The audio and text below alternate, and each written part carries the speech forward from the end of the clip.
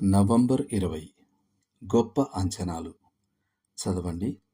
యాకోబు రాసిన పత్రిక 1 అధ్యాయము 1-2 వచనాలు.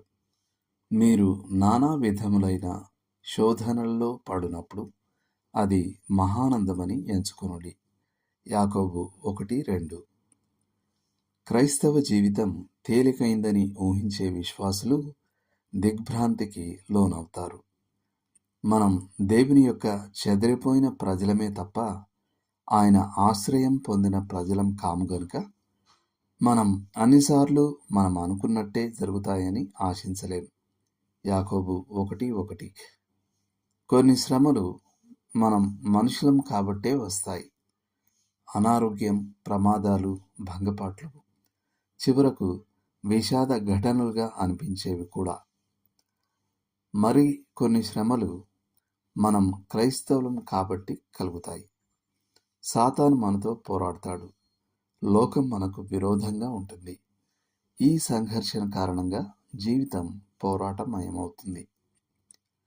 నా భార్య ఓసారి ఓ ప్రపంచ ప్రఖ్యాత నేత వ్యక్తిని ప్రదర్శించి అక్కడ మగ్గాలపై పనిచేస్తున్న స్త్రీ పురుషులను పరికించి చూసింది. ఆ రగ్గుల క్రింది పక్క అంత అందంగా లేకపోవడం నేను గమనించాను.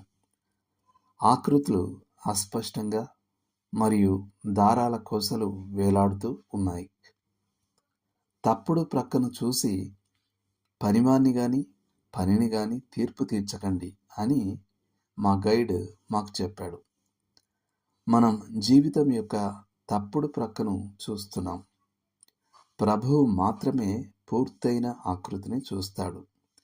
మనం ఆయనను గాని ఆయన పనిని గాని మనం నేడు చూస్తున్న దానిని బట్టి తీర్పు తీర్చక ఉందాం.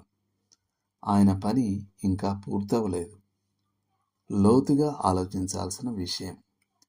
మీ శ్రమలలో ఎన్నింటినీ మీరు శుద్ధమైన ఆనందంతో ఎదుర్కొంటున్నారని నిజాయితీగా చెప్పగలరు?